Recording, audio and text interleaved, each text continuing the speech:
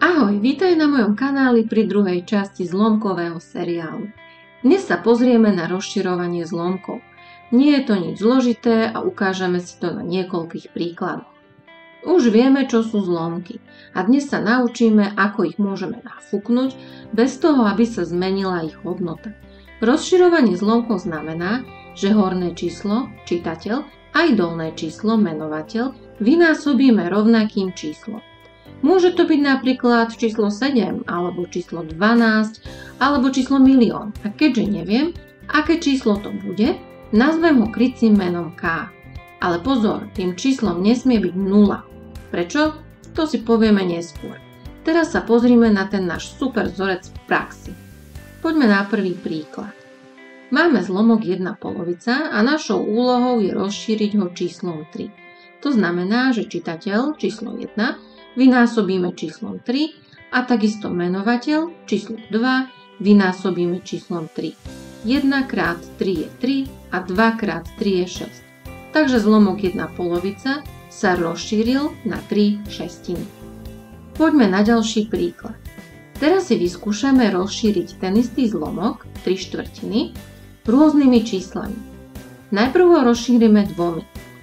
Čitateľ 3 krát 2, menovateľ 4 krát 2, takže máme 6/8.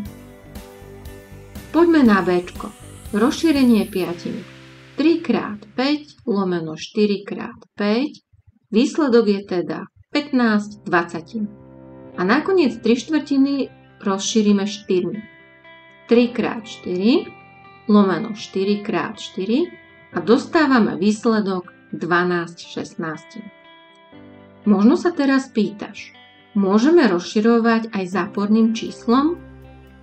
Odpoveď je áno.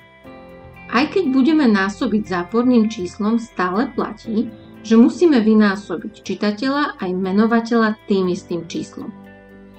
Pozrime sa, ako to funguje na príklade. Máme zlomok 2/3 a chceme ho rozšíriť číslom -2. Takže čitateľ 2 vynásobíme -2, lomeno menovateľ 3, takisto krát -2.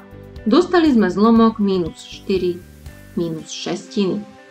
Možno si pamätáš pravidlo o delení záporných čísel. Ak nie, tak hovorí, že mínus delené mínus dáva plus. A to isté platí aj pre zlomky. Takže -4 -6 je to isté ako 4/6. Super, zvládli sme rozširovať zlomky aj so zápornými číslami. Potrebuješ o zlomkoch vedieť viac?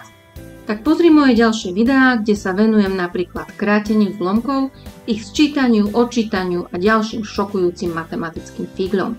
Nezabudni dať like, koment a prihlásiť sa na odber môjho kanála, lebo to, čo vieš, nemusíš na písomke od nikoho odpisovať. Počítaj!